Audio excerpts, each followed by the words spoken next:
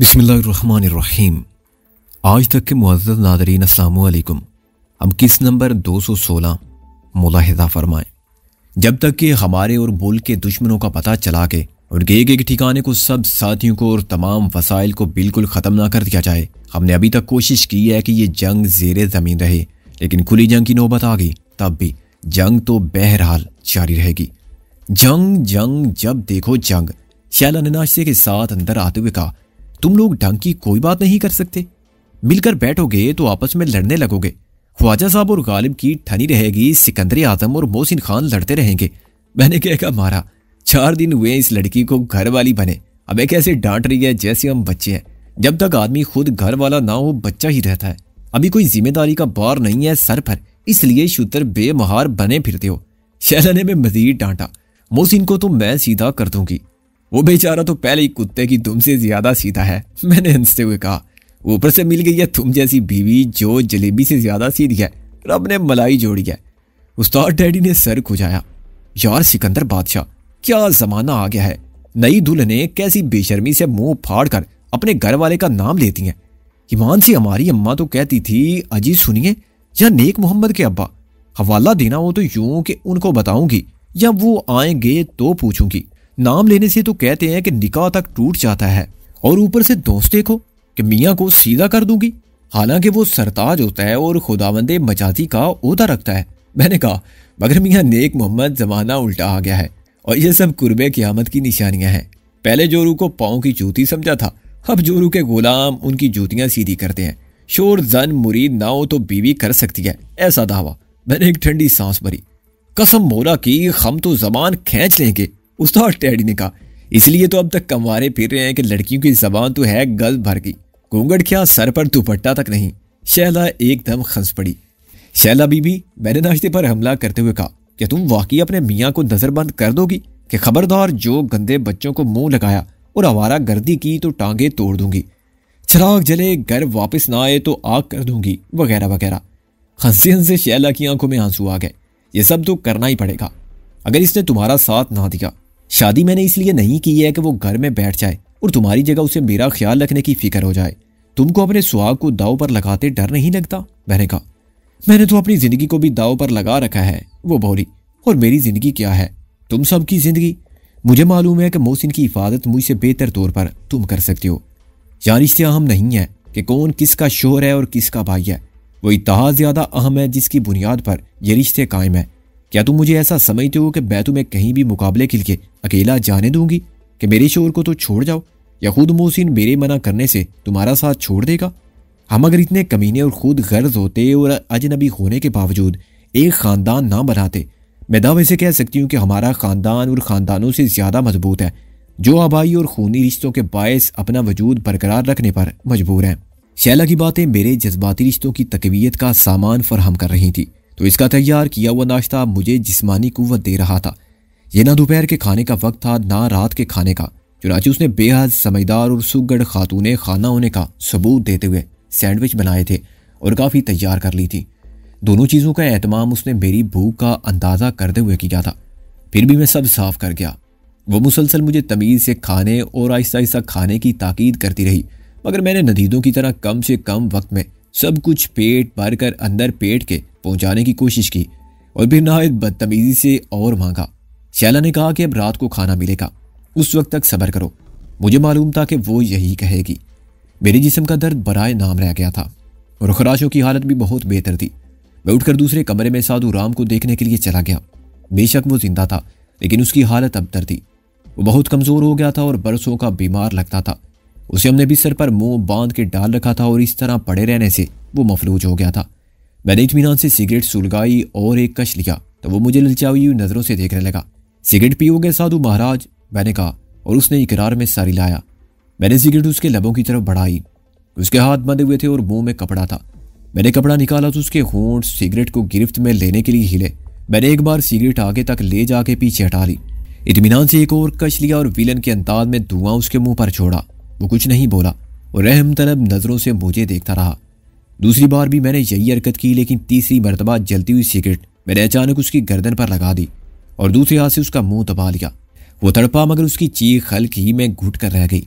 मेरे हाथ ने सिगरेट को उसकी जेल पर दबाए रखा, यहाँ तक कि सिगरेट बुझ गई और उसकी खाल में गहरा बदनुमा गड़ा नमूदार हो गया।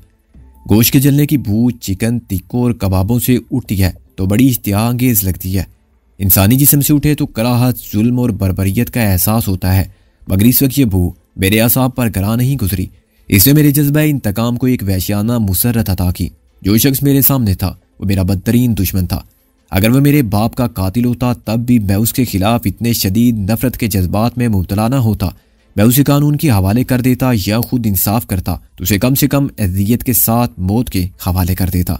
मगर ये मेरे वतन का दुश्मन था और इसके लिए सजाए मौत बहुत कम थी।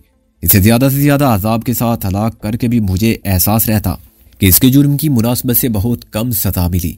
इसने जितना असला दुश्मनों तक पहुंचाया था उससे कितने बेगुनाह मारे गए थे, मुल्क की मईशत को कितना नुकसान पहुंचा था, दुश्मनों के हाथ कितने मजबूत हुए थे और मुल्क की सालमियत को लाख खतरात में कितना इजाफा हुआ था, इस सब का अंदाज़ा करना नामुमकिन था। जब मैंने साधु राम के मुंह पर से हाथ हटाया तो वो तकरीबन बेहोश था और आहिस्ता आहिस्ता लंबे सांस ले रहा था। आखिर तुम मुझे कब तक इस साल में रखोगे? वो कराकर बोला। ये तो हम भी नहीं जानते, और अगर जानते तो तुम्हें फिर भी ना बताते। मैंने कहा, हमारी पूरी कोशिश होगी कि तुम्हारे लिए मौत से ज्यादा करबनाक मौत का इंतजार हो। अभी से क्यों परेशान हो? मौत अभी तुमसे बहुत दूर है। बस उसकी आरजू करते रहो और देखते रहो कि मौत कितने भयानक रूप में एक एक इंच, एक एक सूद तुम्हारी तरफ बढ़ती रही है। तुम्हारे वजूद का रुआं रुआं मकरूज है साधु राम। ये लहू है तुम्हारी दौलत की इवज अपनी जान नजर करने वाले मासूम बच्चों का, बूढ़ों का और औरतों का, जो तुम्हारे जैसे लालची शैतानों की नफरत भरी सियासत से कोई ताल्लुक नहीं रखते थे।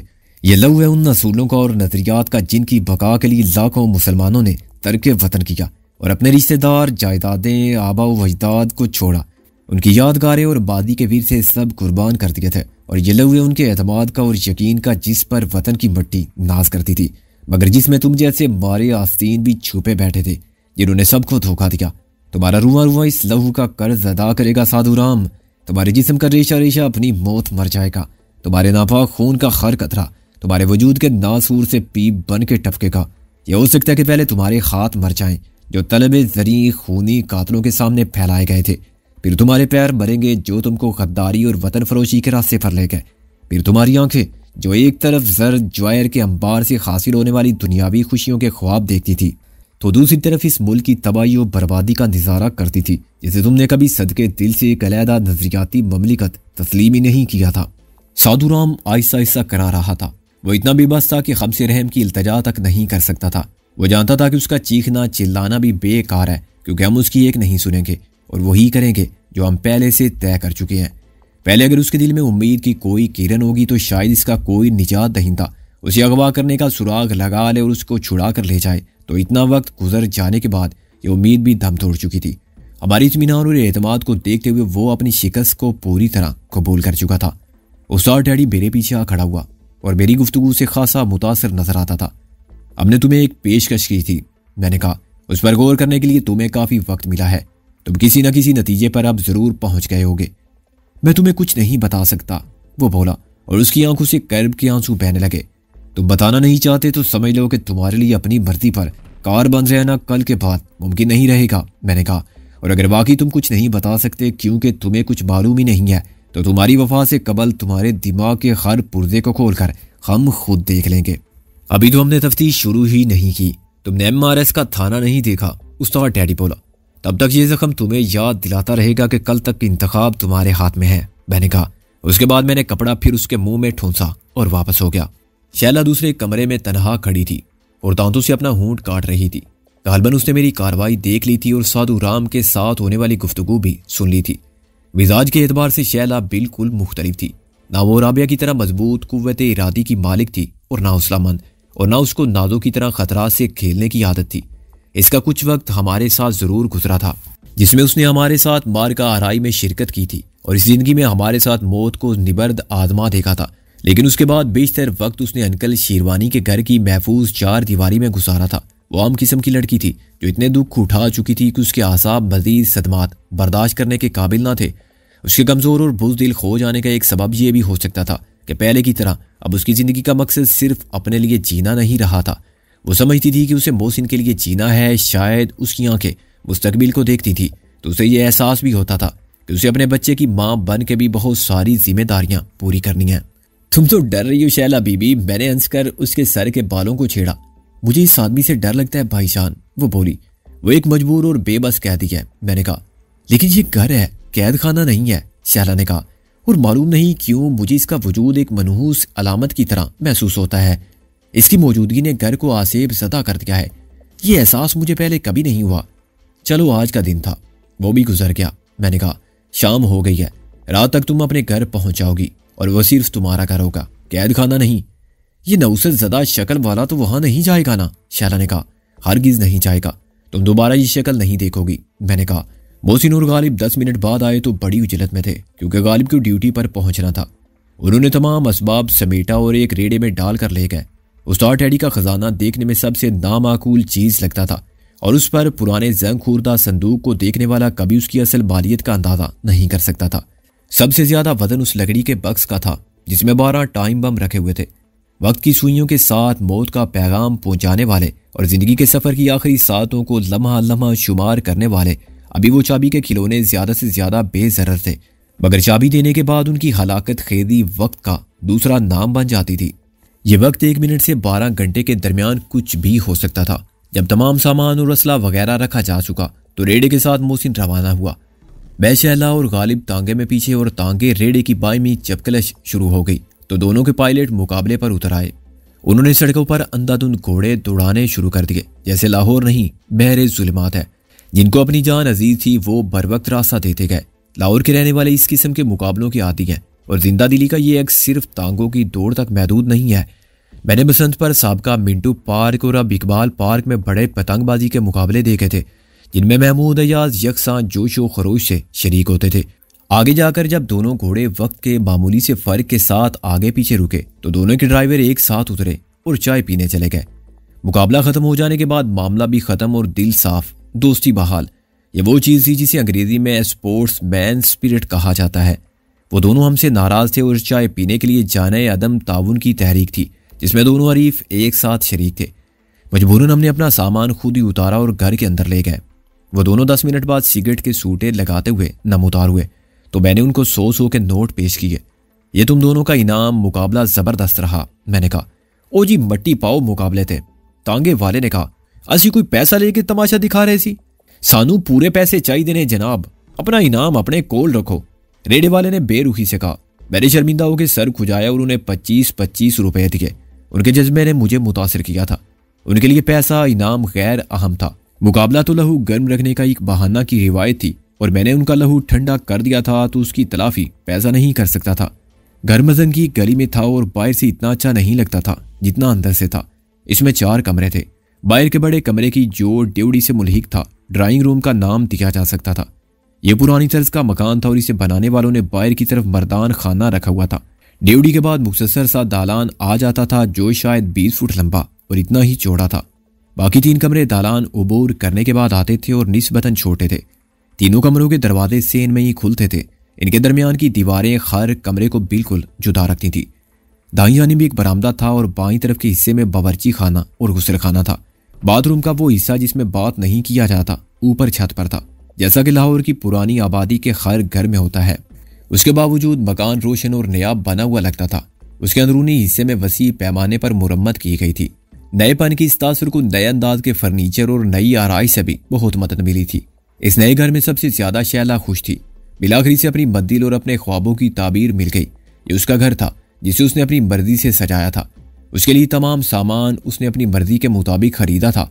वो सामान जो अंकल शेरवानी की बेगम ने शैला को जहेज में देने के लिए जमा किया था अभी फौजिया के घर में रखा था। बेगम शेरवानी को कुदरत ने बहुत कम मोहलत अता की थी। फौजिया के लिए उन्होंने तमाम उम्र जमा किया, मगर उसकी शादी के बाद जब शैला उनके पास पहुंची तो वक्त इतना नहीं था कि वो अपने अरमान निकाल सके। वो समझती थी कि शैला की पोजीशन क्या है। इसका कोई घर नहीं था जहां से इसकी रुखसती होती। इसे अंकल शेरवानी के घर से रुखसत होकर उसी घर में रहना था। वो उनकी बेटी भी थी और बहू भी। बेगम शेरवानी ने अंदाजा कर लिया कि उन्हें शैला की शादी मां बन के करना होगी और फिर उसे बहू बना के घर में रखना होगा। दूसरे मरहले के आने से कबल ही उन्हें अजल ने आ लिया, मगर पहले मरहले की तैयारी में उन्होंने देर नहीं की थी। वो बहुत कुछ बना गई थी और जो कसर रह गई थी वो अंकल शेरवानी ने यूं पूरी की थी कि अपना सारा बैंक बैलेंस शैला के नाम कर दिया था और उसे बता दिया था कि उसको बाप से मिलने वाली रकम है जिससे वो जहेज का बाकी सामान खुद खरीदे। ये रकम बहुत ज्यादा नहीं थी। शैला के कहने के मुताबिक तकरीबन 80,000 थी। अंकल शिरवानी एक वदेदार, खुदा तरस और दयानतदार अफसर ना होते तो ये रकम 80 लाख होती। वो नकद रकम इतनी ना छोड़ते तब भी पाकिस्तान के हर बड़े शहर में एक कोठी जरूर छोड़ जाते। उनके लाखों के शेयर मुख्तलिफ मुनाफा बख्श कारोबार में होते या मोहसिन एक फैक्ट्री का मालिक जरूर होता, लेकिन उन्होंने रिटायरमेंट के बाद सरकारी कोठी खाली कर दी थी और बेटी दामाद के पास जिंदगी के आखिरी अय्याम गुजार रहे थे। गालिब, नेक मोहम्मद और बैग हम उसके नालायक भाई साबित हुए थे जो उसके लिए कुछ ना कर पाए, मगर इसका मतलब ये नहीं था कि हम कुछ करना नहीं चाहते थे। हम में से हर एक को शर्मिंदगी का एहसास था और अपनी एक बहन की खुशियों के लिए हम सबको बहुत कुछ करना था। मिर्जा गालिब ने चलते चलते शैला के सर पर प्यार किया। तेरे नसीब में यही बदमानस लिखा था बहना, अल्लाह की रजा समझकर इस यतीम लावारिस को कबूल कर लेना और खुश रहना। ख्वाजा साहब के बरादर इन ला को बदमानस कहकर तुम पागल कुत्ते की दुम खींच रहे हो मिर्जा जी। मैंने कहा वो होता तो तुमको भी अल्लाह की रजा समझ के बहुत कुछ कबूल करना पड़ता, मसलन टूटी हुई नाक, सूजे हुए जबड़े और गालिब का सुरमा। खैर हम उसे बता देंगे। मोहसिन ने कहा सिकंदर ने भी उसे पागल कुत्ता कहा है। अभी तुम जाओ अपने पागल खाने, वरना वो एडिटर फिर तुम्हें काटने को दौड़ेगा और तुम उसे काटोगे। शैला को बहुत हंसी आ रही थी और वो हंसना चाहती थी, चुनांचे उसका चेहरा खिला जा रहा था। जब मैंने वापसी का इरादा किया तो उसने मुझे रोक लिया कि खाना खा के जाना। उस वक्त कुछ पकाने का तो सवाल ही ना था। मोहसिन मदंग चौक तक गया और वहां से तली हुई मछली ले आया। मैंने मोहसिन को गुज़िश्ता दिन के वाकयात सुनाए जिसमें गाड़ी की खरीदारी से तबाही तक सब कुछ आ गया। वो हक्का बक्का बैठा रहा और शैला तो खाना भूल गई। उसके लिए एक दिन के ये वाकयात पूरी फिल्म की स्टोरी से ज्यादा हैरान कुन और सनसनीखेज थे। अगर राबिया को फायदा ना होता तो मैं यकीनन ये कहता कि तूने 16,000 रुपए गारज कर दिए। मोहसिन बोला, मगर उसकी ज़हनी कैफियत में इतनी पेशरफ्त हुई तो 16,000 कुछ भी नहीं। तुझे कल भी 16,000 खर्च करने की इजाजत है। मुझे यकीन है कि इस हफ्ते के खत्म होने तक वो पुरानी राबिया फिर हमारे दरमियान होगी। मैंने कहा खुदा करे ऐसा ही हो। मोहसिन ने कहा लेकिन यार वो कौन लोग थे जो तेरे पीछे लग गए थे? शिकारी, मैंने मुख्तसर जवाब दिया। इससे ज्यादा मैं क्या कहूँ। ये तो ऐसी बात है जो एक थानेदार ने चोरी की वारदात में बहुत तहकीक व तफ्तीश के बाद कही थी। मोहसिन बोला कि वारदात में चोरों का हाथ मालूम होता है। अरे बाबा शिकारी तो सब हैं। मैं अपने जवाब पर कायम हूँ। मैं ये नहीं देख सका कि वो कौन थे, किस कबीले से ताल्लुक रखते थे, पुलिस से, चौधरी दिलावर एंड कंपनी से या साधु राम के साथियों से। ये कार्रवाई अंधेरे में हुई और मैं वहां से फौरन भाग खड़ा हुआ। तूने ये भी नहीं देखा कि वो तेरे पीछे कहां से लगे, कैसे लगे? मैं सिर्फ एक चीज देख रहा था बरादरम। मैंने कहा मैं कुछ और देख ही नहीं सका। जिधर देखता हूं उधर तू ही तू है वाली कैफियत थी। राबिया की तलाश में मेरा ताल्लुक बाकी दुनिया से कट गया था। मोहसिन ने सारी लाया और मेरी दलील को तस्लीम किया। फिर ये सवाल पैदा होता है कि उन्होंने गाड़ी का पता कैसे चला लिया। एक नजरिया तो यह है कि उस सेल्समैन ने खुद उस्ताद पेड्रू को मुतला कर दिया और उन्होंने शहर भर में अपने कुत्ते छोड़ दिए जिन्होंने मिलाकर हमें ढूंढ निकाला। अब वो हमारे पीछे इसलिए लगे हुए थे कि हमारा मौजूदा ठिकाना देख लें। यह हो सकता है कि उस शोरूम के सेल्समैन को सच बोलना पड़ा हो। सामने बंदूक की नाल से मौत झांक रही हो तो कोई बहादुर बनने की बेवकूफ़ी नहीं करता। लेकिन दूसरा नजरिया यह भी है कि गाड़ी को वहां खड़ा करने के बाद और सेल्समैन को तमाम हिदायत देने के बावजूद उस्ताद पेड्रू ने अपने इंतजामात को नाकाफी समझा और शोरूम के बाहर किसी की ड्यूटी लगाता रहा जिसका इल्म शोरूम वालों को भी ना हो। और वो शख्स देखता रहा कि मक्खी कब मकड़ी के जाले में आती है।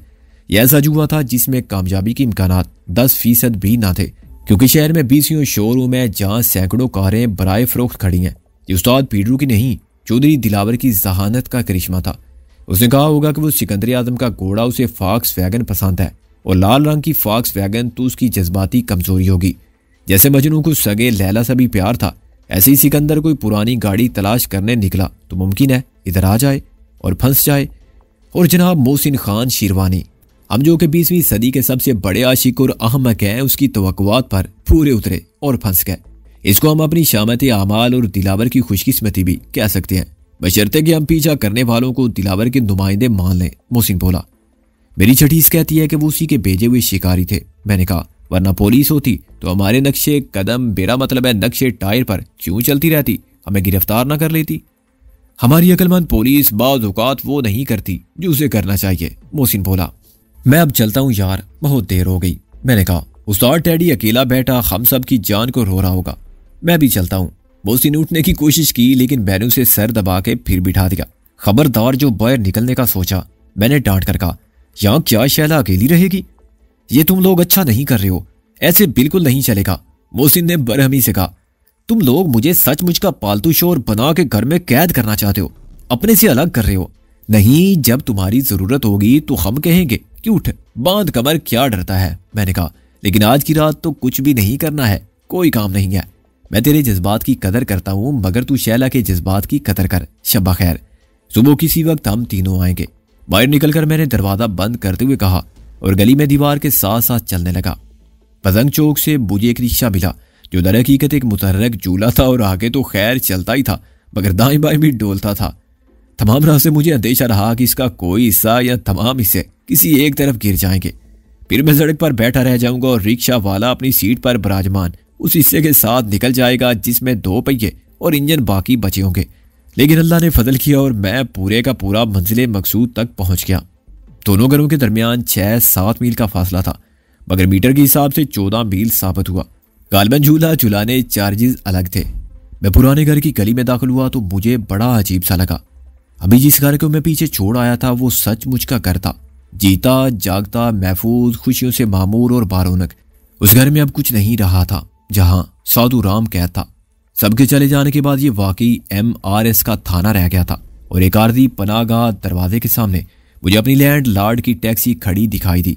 आओ भाई सोनियो, वो मुझे देखते ही बोला, हम तो आए थे कि फिर कुछ तरमाल मिलेगा मगर यहाँ तो बंदा है ना बशर। क्यों, हमारे नेक मोहम्मद साहब को आप बंदों में शुमार नहीं करते? मैंने कहा और उस्ताद डैडी की तरफ देखा। उसका चेहरा खिलाफे मामूल कुछ छुतरा हुआ था। बंदा तो उधर भी एक ही रखा हुआ है तुमने? वो बोला, मगर ऐसे जैसे चोरी का माल हो। क्या किस्सा है जी? किस्सा बड़ा अजीब है जनाब। मैंने सबके साथ फर्श पर बैठ कर कहा, यह भारतीय जासूस है। लैंडलॉर्ड ऐसे उछला जैसे मैंने पीछे से आकर उसके कान के पास पटाखा चला दिया। कौन? भारतीय जासूस? यार ये कोई अच्छी बात नहीं है। अभी ये तुम्हारा दोस्त कहता था कि इसका दिमाग खराब हो गया है इसलिए बांध कर डाला हुआ है और ये तुम्हारे मामे का पुत्र है। तुम कहते हो भारतीय जासूस है? ये वाकई भारतीय जासूस है। मैंने कहा, नेक मोहम्मद मेरी मर्जी के बगैर तुमको असलियत नहीं बता सकता था। या मेरे बोला। लैंडलॉर्ड ने सर उठा के फरियाद की, ये भारतीय जासूस किधर से आ गया यहाँ? ओ यारो, खुदा का कुछ खौफ करो। क्या भारतीय जासूस भी कोई बटेरा होता है जो तुम्हारे हाथ लग गया? एक तो हमें तुम्हारा नाम मालूम नहीं, कुछ बताया तो होगा तुमने? मैंने कहा, मेरे तो बहुत नाम है जी। माँ बाप ने कुछ रखा था, यारों ने कभी कुछ कर दिया। वो बोला, कभी कुछ, आजकल बोला जेट कहते हैं। ये जेट चलाता हूं ना जो आपके दरवाजे पर खड़ा हुआ है। बीवी चनमाई कहती है। वाह वाह, सबसे अच्छा यही है, चनमाई। मैंने कहा, तो भाई चनमाई। हमने इस भारतीय जासूस को बड़ी जिद्दोजहद और कोशिश से गिरफ्तार किया है। मैंने और डैडी ने बैक वक्त रिवाल्वर निकाले और जेब में डाल के। तुमने गिरफ्तार किया है? कौन हो आखिर तुम लोग? चनमाई का रंग उड़ गया। पुलिस वाले या फौजी? तुम कुछ भी समझ लो। मैंने कहा, हमारा काम यही है, इसलिए हम खुद को छुपा के रखते हैं और अपने बारे में असलियत किसी को नहीं बताते, ना अपना सही नाम और ना पता। अगर हम ऐसा ना करें तो हमारे साथ हमारे घर वालों की जिंदगी भी महफूज ना रहे। वो तो ठीक है जनाबे आली। चनमाई का खल्क खुश्क होने लगा। लेकिन किसी को मालूम हो गया तो मेरा क्या बनेगा? किसी को आखिर कैसे मालूम होगा? मैंने इत्मीनान से कहा, हम खुद तो बताने से रहे, तुम्हारी जुबान से ही कुछ निकलेगा तो बात फैलेगी, वरना यहाँ किसी का भी आना जाना नहीं है। तुम्हारा मुंह बंद रहना चाहिए। रब दी सो, मैंने मरना है जी मुंह खोल के? वो बोला, लेकिन जनाबे अली। ये क्या जनाबे अली? जनाबे अली शुरू कर दिया तुमने। अरे भाई, हम तुम्हारे किराएदार हैं और इसके अलावा दोस्त हैं। मैंने कहा, इस हद तक हमें कोई फर्क नहीं कि हम भी सच्चे पाकिस्तानी हैं और तुम भी हो। ये जासूस भी खुद को पाकिस्तानी ही कहता था और तकसीम के वक्त हिजरत करके नहीं गया था। यहाँ के लोगों ने इसके साथ मोहब्बत का सलूक किया और इसे बराबर की इज्जत दी। कभी इसे हिंदू समझकर इससे तासुब नहीं बरता। ये हिंदू है? चनमाई फिर उछला। क्या नाम है इसका? नाम तुमको बता देते हैं। इसका नाम है साधु राम। मैंने कहा, काम ये शैतानों वाले कर रहा है। ये पाकिस्तान से भारत की सरहद तक असला पहुंचाता था और वहां से असला आगे जाता था मशरिकी पाकिस्तान, जहां हमारे दुश्मन मुल्क के अंदर गड़बड़ फैलाने में मसरूफ है और भाई को भाई से अलग कर देना चाहते हैं। तोबा रब से, चनमाई ने दोनों गालों पर हल्के हल्के थप्पड़ मारे। ऐसे जलील बंदे को आपने जिंदा क्यों छोड़ा है बादशाह हो? आप तो मुझे इजाजत दो कि मैं इसकी गुच्ची मरोड़ दूं। अभी नहीं, बाद में अपनी ख्वाहिश जरूर पूरी करना। मैंने कहा, पहले हमें इससे कुछ पूछगछ करने दो। हमें इसे उन सब के नाम पूछने हैं जो यहाँ इसके मददगार थे और फिर उनको भी पकड़ना है। ये काम बहुत मुश्किल और खतरनाक है, लेकिन तुमको डरने की बिल्कुल जरूरत नहीं है। लो जी, डरता कौन काफिर है, चंद भाई बोला। हम तो आपके साथ हैं। ये जान कब तक बचा के रखेंगे, और अगर मरना ही है तो सबसे अच्छी मौत वही है जी जो शहादत की मौत हो, वतन के लिए नसीब हो, या किसी नेक काम में जान कुर्बान करते हुए मिले। वो क्या शेर है जी अल्लामा साहब का, मुसलमान के लिए दुनिया और दी में सरफराजी है। मैंने कहा कि मरने से शहीद और जिंदा रह जाने से गाजी है। अल्लाह भला करे आपका। मैंने किसी से सुना था, वो खुश होकर बोला, आपकी बड़ी मेहरबानी होगी अगर मुझे गाजी या शहीद कर दो।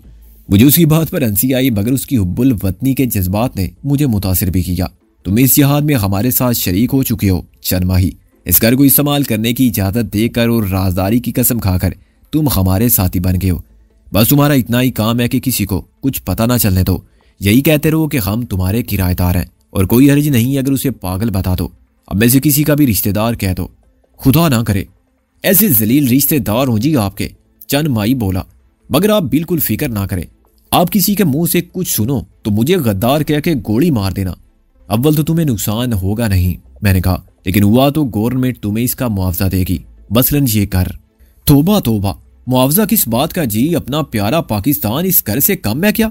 ऐसे हजार घर वतन पर कुर्बान, चंद माई बोला। अब आपने साथी बना लिया है तो साथ देंगे मर्दों की तरह। बोलो तो अपना ये जेट तैयारा सीधा बॉर्डर के पार ले जाओ। तुम्हारा जेट तैयारा एक बार जंग में काम आ चुका है, मैंने कहा, फिर जरूरत पड़ेगी तो ले लेंगे। सारा खर्चा गवर्नमेंट का, और तुम अगर बाकायदा तौर पर इस मिशन में शामिल होना चाहते हो तो बताओ, हम तुम्हारी सिफारिश करेंगे। तुम्हें तरबियत दी जाएगी और कुछ अरसा तुम हमारे साथ काम करोगे। जब तक तरबियत जारी रहेगी तुमको वजीफा मिलेगा, 500 रुपए महाना इलावा अखराजात। चनमाई का मुंह खुला रह गया। 500 रुपए इलावा अखराजात, यानी खाना पीना कपड़ा सब मुफ्त? हाँ, और अगर तुमने तरबियत के सख्त मराइल से गुजर कर खुद को इसका अहल साबित कर दिया तो 6 महीने बाद हम दूसरी रिपोर्ट देंगे कि तुमको लेफ्टिनेंट का ओहदा दे दिया जाए। मैंने यूं कहा जैसे मैं मिलिट्री इंटेलिजेंस का कोई बहुत बड़ा और बाइख्तियार ऑफिसर हूं। लेफ्टिनेंट? मैं लेफ्टिनेंट? चंदमा ये खकलाने लगा। आप मजाक तो नहीं कर रहे जी? मैं लेफ्टिनेंट बन सकता हूं? पक्का लेफ्टिनेंट? हाँ भाई, मगर देखो हम लोग वर्दी नहीं पहनते। मैंने कहा, ना मैं किसी को बताता हूं कि मैं कर्नल हूं, और ना नेक मोहम्मद बताता है कि ये कैप्टन है। ये सब खुफिया ओहदे हैं MRS के। चनमाई कभी मेरी सूरत को देखता था तो कभी नेक मोहम्मद की। MRS ये क्या मतलब हुआ जी? वो मेरे मुंह से निकल गया। मैंने कहा, तुम कभी नाम भी मत लेना इसका, मिलिट्री इंटेलिजेंस सर्विस बनता है इसे। अनपढ़ चनमाई ये नोट ना कर सका कि इससे तो MRS बनता है। वो मुसलसल इंकशाफात से और ये सोच सोच कर पागल हो रहा था कि टैक्सी ड्राइवर छोड़ के वो सिर्फ 6 माह में लेफ्टिनेंट बन सकता है। उसे मुझे कर्नल बांध लिया था और उस्ताद टैडी को कैप्टन। अपने मुल्क के मामले में वो बेहद जज्बाती था, और अब सिर्फ ये देखना बाकी था कि वो राज को किस हद तक राज रख सकता है। फिर उसे अपना साथी बनाने में कोई नुकसान नहीं था। एक बात बहुत अच्छी तरह समझ लो, मैंने कहा, इस काम में जान को हथेली पर रखकर फिरना पड़ता है, मगर इससे ज्यादा अहम मसला राजदारी का है। वरना इधर बात मुंह से निकली उधर दुश्मन के कानों तक पहुंच जाती है, और फिर हर कामयाबी के बदले नाकामी मिलती है। हमने तो अपनी बीवियों को भी नहीं बताया कि हम क्या करते हैं। उनका ख्याल है कि हम पुलिस में हैं और हमारा काम स्मगलरों की निगरानी करना है। तुम भी अपनी बीवी से ज्यादा यही कह सकते हो, क्योंकि इस काम में बाज़ औकात दिन रात बाहर रहना पड़ता है। आदमी फंस जाए तो हफ्ता हफ्ता लौट कर नहीं आता, और अगर तकदीर साथ ना दे तो कभी लौट कर नहीं आता। तुम ये सब कर सकते हो?